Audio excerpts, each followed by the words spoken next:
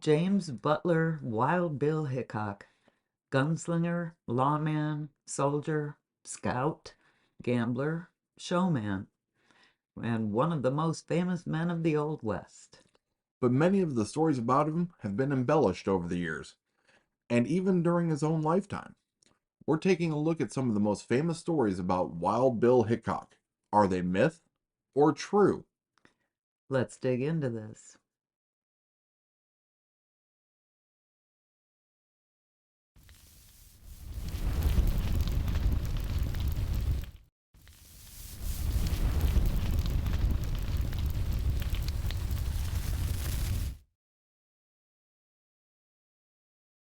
The story goes like this.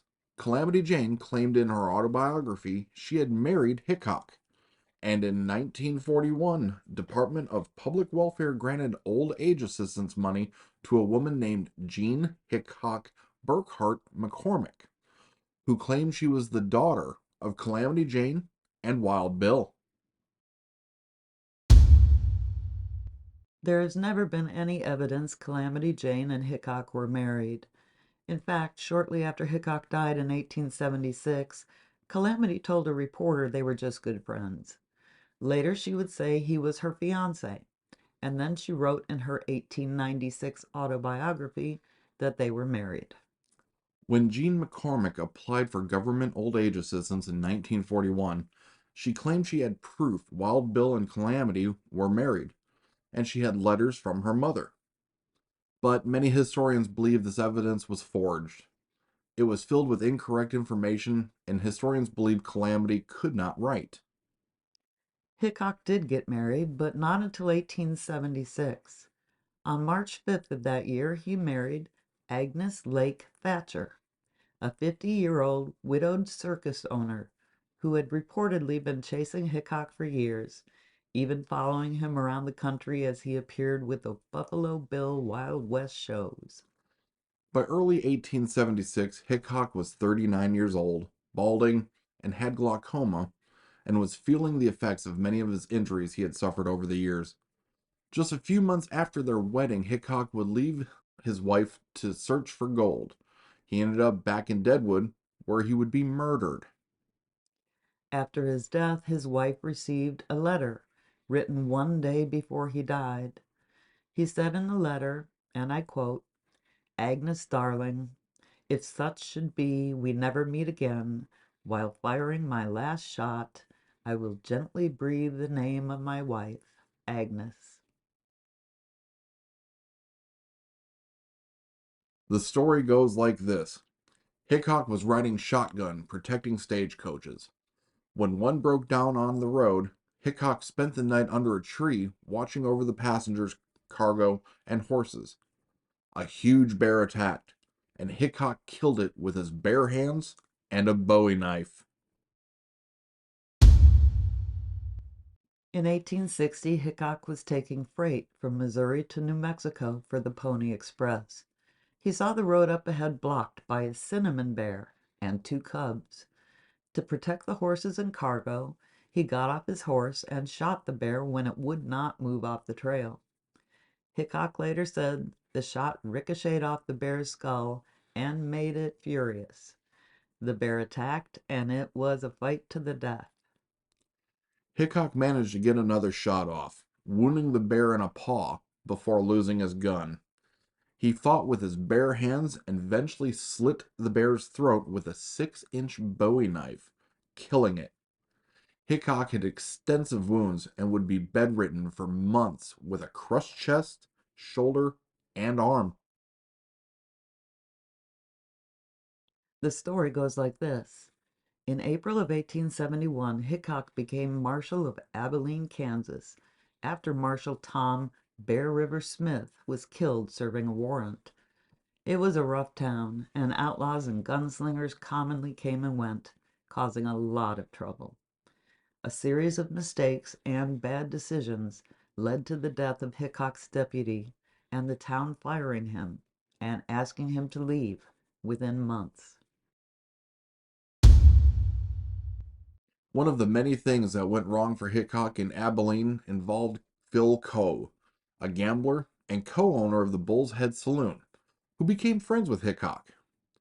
The friendship cooled quickly when Coe and his partner painted a huge bull with its private parts in full view on the side of their saloon. Upset townspeople asked Marshal Hickok to make them remove it, but they refused. So Hickok stood on guard with a shotgun while the offensive bull body parts were painted over. Coe was furious. When he found out that they were both courting Sarah Scholl, he reportedly said he would kill Hickok. In October of 1871, there was a drunken street fight. Coe was in the crowd, shooting into the air. Hickok tried to arrest him for shooting in the city limits, which was illegal. Coe turned his gun on Hickok and fired, but he wasn't fast enough. Hickok shot him in the belly twice. Coe would die a day or two later.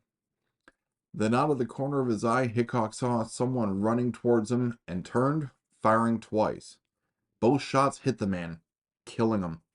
It was Abilene Special Duty Marshal Mike Williams, who had heard the commotion and was running to help Hickok.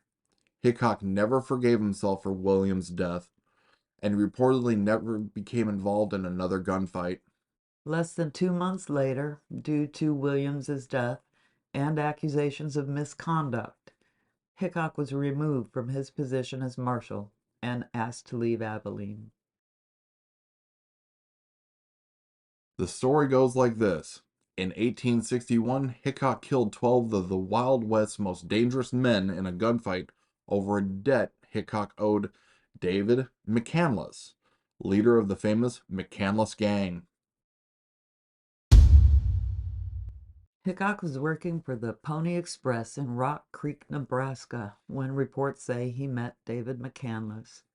They didn't get along, and McCandless had a nasty habit of teasing Hickok about his looks, calling him Duck Bill because of his large nose. He also ran a local gang involved in train robbery, cattle rustling, and murder. On July 12th of 1861, McCandless and his 12-year-old son came to the express station to demand payment on a debt the express owed them for property the station was built on. McCandless employees James Woods, James Gordon were there too, reportedly unarmed. Things got nasty and guns came out. Hickok and two other employees started shooting when McCandless threatened to kill them. David McCandless was shot dead. Woods and Gordon were shot and wounded by Hickok. They tried to run, but an express employee killed Woods with a shotgun, and another employee hacked Gordon to death with a garden hoe. McCandless's son escaped. 3 men, including Hickok, were charged with murder. McCandless' son, the only witness other than the station employees, was not allowed to testify. The judge ruled the killings were in self-defense. Writers picked up the story, and it appeared in newspapers and magazines across the country. By the time Harper's New Monthly magazine printed an article on the story in 1867, it reported Hickok had shot 5 men, knocked out 1 man, and fought 3 others, killing them with his bare hands. And the story kept growing, turning Hickok into a folk hero. His reputation as one of the greatest gunfighters in the West was made, and he started calling himself Wild Bill. The story goes like this. Wild Bill Hickok's killer, Jack McCall, was found not guilty of his murder. On August 1st, 1876, Hickok was playing poker at Deadwood's Nuttall and Mann's saloon. One of the players at his table was Jack McCall, who lost big. Hickok reportedly gave him enough to buy a meal and told him not to gamble again until he had enough money to cover his losses. McCall didn't like that at all. Hickok always sat with his back to the wall when playing poker, but the next day the saloon was crowded, and the only open seat faced away from the door and the bar. Hickok asked twice to change seats with someone, but no one wanted to move. Jack McCall had been at the bar drinking and watched Hickok start playing poker. McCall walked up behind Hickok and pulled out a .45 pistol. shouting, "Take that," as he shot him in the back of the head. Hickok died instantly. He had been holding 2 black aces and 2 black 8s, a hand from now on known as the dead man's hand. The following day, a court was quickly put together to try McCall. He claimed he had shot Hickok as revenge for Hickok killing his brother in Abilene. He also said he would do it all over again. The jury found him not guilty of murder in less than 2 hours. Hickok was a famous and loved Deadwood legend, and many were very upset by the verdict. A few days later, a man called California Joe reportedly told McCall he thought the air in Deadwood was not very healthy for him. McCall got the hint and left town. McCall went to Wyoming and started bragging to anyone who would listen that he had killed the famous Wild Bill Hickok. Less than a month after Hickok's death, the trial of McCall was judged to be illegal, and the verdict was thrown out. McCall was arrested in Laramie, Wyoming on August 26, 1876, taken to Yankton, South Dakota, and charged with murder. Jack McCall was found guilty and hanged on March 1st, 1877. He never had a brother. The story goes like this. Calamity Jane buried Wild Bill Hickok after trying to kill Jack McCall with a hatchet. Calamity Jane claims she tried to kill Jack McCall with a meat cleaver after he shot Hickok. It seems she made this story up. Calamity was famous for embellishing stories, and there were stories that she paid for Hickok's funeral. This one isn't true either. Hickok's funeral service was actually held by Charlie Utter, his friend for more than 15 years. Known as Colorado Charlie, he wanted to throw the finest funeral Deadwood had ever seen for his old friend. Utter bought the cemetery plot, and Wild Bill's coffin was covered with black cloth and silver ornamentation. Hickok's favorite rifle was placed in the coffin next to him. Almost the entire town attended the funeral and walked in procession behind the casket to Deadwood's original graveyard on August 6, 1876. Utter had a wooden plaque made as a marker. It read, "Wild Bill, J.B. Hickok, killed by the assassin Jack McCall in Deadwood, Black Hills, August 2nd, 1876.